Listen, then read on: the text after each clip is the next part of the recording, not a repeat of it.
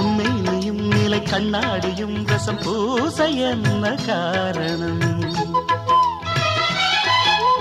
ஒவ்வொன்றிலும் உன்னை நீ காணலாம், இதை கேட்பதென்ன நாடகம்?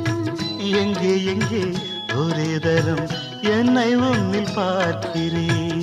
இதோ இதோ ஒரே சுகம், நானும் இங்கே பார்க்கிறேன். தென்பாண்டி முத்துக்களா நீ சிந்தும் முத்தங்களா?